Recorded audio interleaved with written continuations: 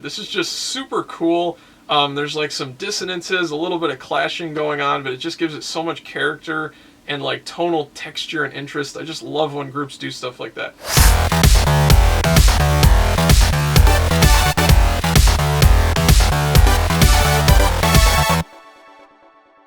Hey everybody, how's it going? I've got a brand new music video reaction / review coming at you today, and this one is for Cupid by Kara. And I've managed to avoid all of the teasers. I know a lot of people have been talking about them, but I purposefully didn't watch or listen to any of them. So this is my first time listening to the song. Kara is one of my favorite groups. They always seem to deliver quality music, and I really like the style of the music that they usually release. So let's jump in and check out this new song, Cupid.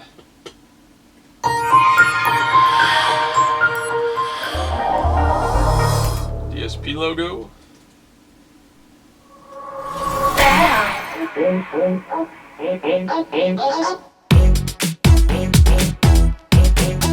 Alright.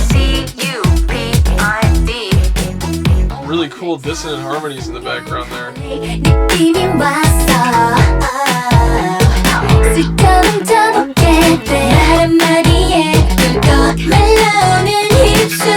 These sets are amazing. So are the vocals.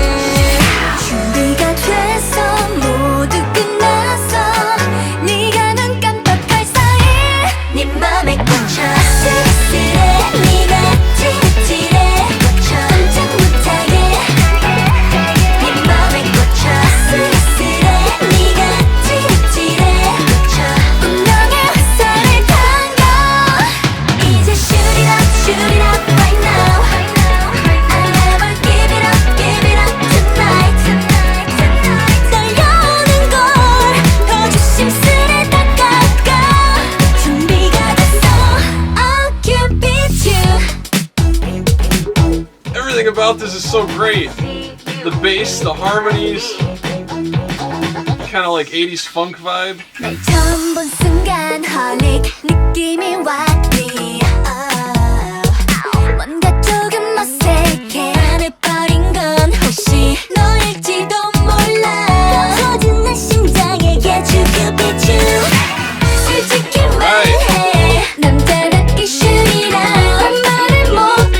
Some amazing vocal arranging and singing. They executed it perfectly.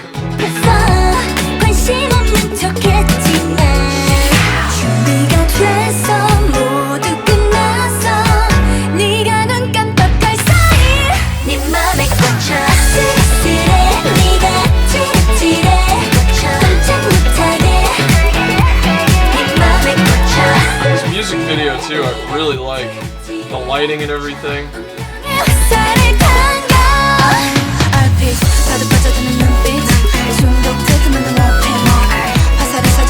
I kind of like a chill, whispery rap. Not sure if I love that.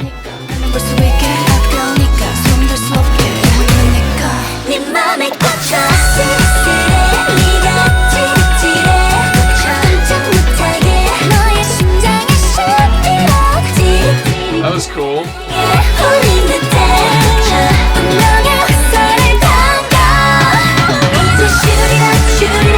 It's just reminding me a little bit of like shiny harmonies. A lot of cool like sort of jazzy notes, a little bit of dissonance thrown in there, modified chords.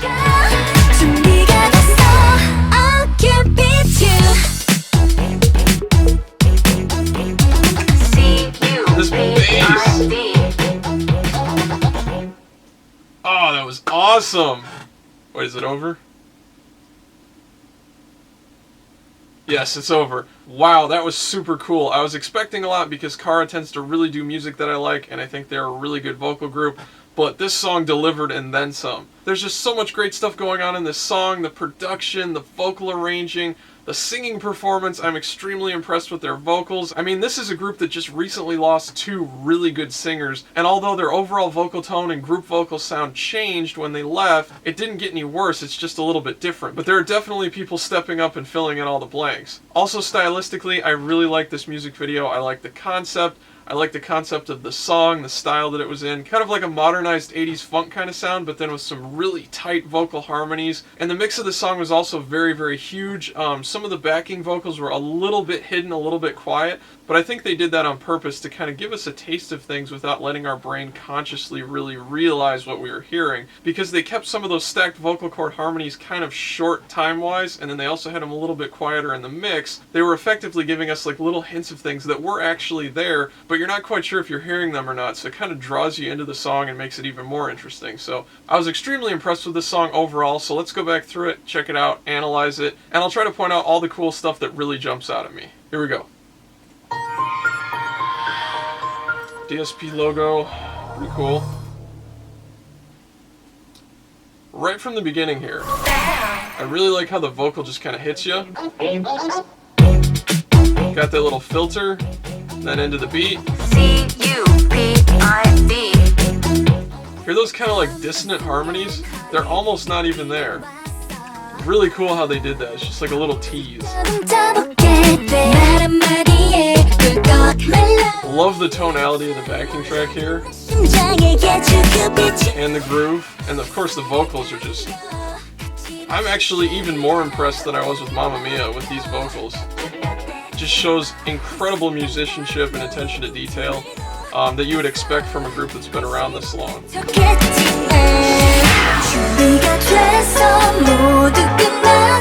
A little bit jazzy modulations going on here. Sets up the chorus nicely.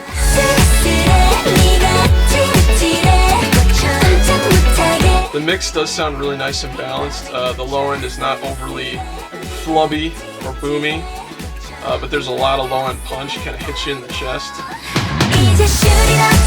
I like this kind of dual chorus thing going on too. And listen to the bass player. I know the vocals are really the focal point, but there's some really cool bass work going on here.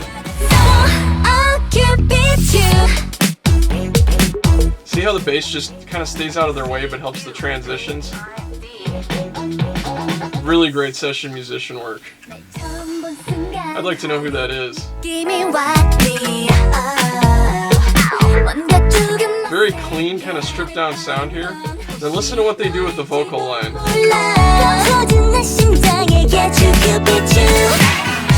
Tons of super dense, awesome vocal harmonies.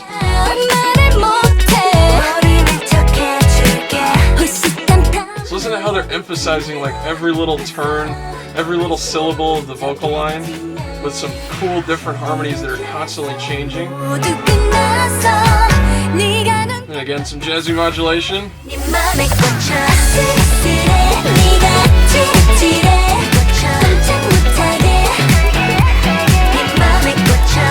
Sounds like they've got like a little bit of an implied minor to major switching back and forth going on here.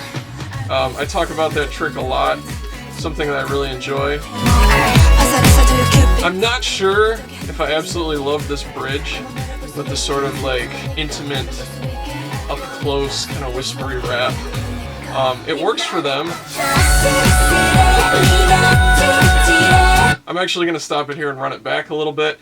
Just listen to how the second chorus kind of transitions into the bridge, and let me know in the comment section, did you guys feel like it was a little bit of a letdown for this type of song that's pretty high energy, pretty high vocal intensity, or did you like that it kind of backed off and chilled out a little bit? That's one of those things that's not really right or wrong, it's kind of a matter of personal preference and taste. Obviously they went for the sort of chilled bridge, and I don't mind it in this song because it was well done, but for this particular song, with how interesting the rest of the vocals were and the vocal harmonies, I think I personally would have preferred them to go a little bit crazier with the bridge and just make it like a really high point, but let me contradict myself because that big note that I just paused it after would not have seemed as big if the bridge was this big high point of the song. So then you have to wonder, how would you change around the last chorus to make it interesting if you did put a really exciting bridge in there? So it's not something that you can really just like plug and play without affecting the entire rest of the song. But anyway, let me know what you guys think. I'm going to run it back to that part so we can listen to it again and just kind of focus on the flow of the song, the transition, and how it makes you feel going from the kind of high of the second verse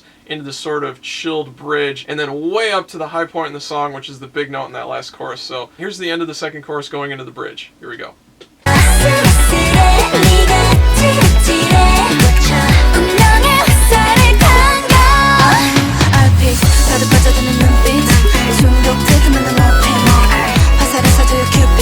It doesn't totally chill out, like it's still got a good groove to it, but it's not exactly a high point vocally. It's more of an energy thing than like an arrangement thing.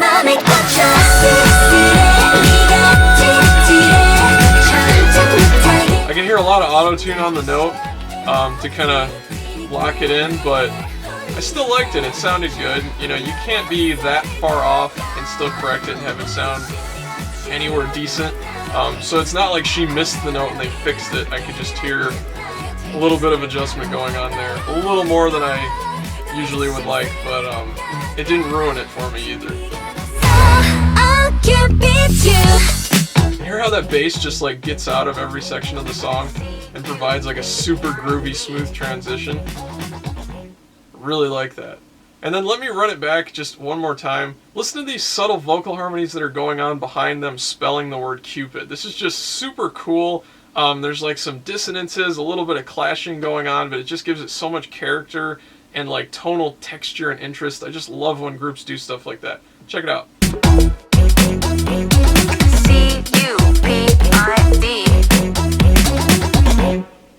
It's a little funky sounding, almost like it's a little bit wrong, but not in a bad way. It's that kind of dissonance and clashing going on. And like I've said before, SHINee uses that a lot. Super Junior, VIX, even Girls' Generation, like in the song Flower Power, for example. And most of the really great vocal groups in K-pop and other genres of music use that kind of thing to their advantage, because if you're talented enough to sing harmonies that are that complex and have some dissonances, it is hard to sing those because your ear like doesn't want to stay on the pitch when it's a little bit wrong a lot of the time, at least for a lot of singers. So this is not easy stuff to do by any means. This is an incredibly complex arrangement, incredibly complex vocal parts, but I was super impressed by Kara. I really like this song. This is going to be my jam now for the foreseeable future. I just can't get enough of those harmonies and the vocal tone. Just incredible execution on the part of Kara, and I really like the production of this song as well. So anyway, I hope you guys enjoyed watching this reaction/review. Please like, comment, and subscribe. If you could share this video all over the place, that really helps us out too.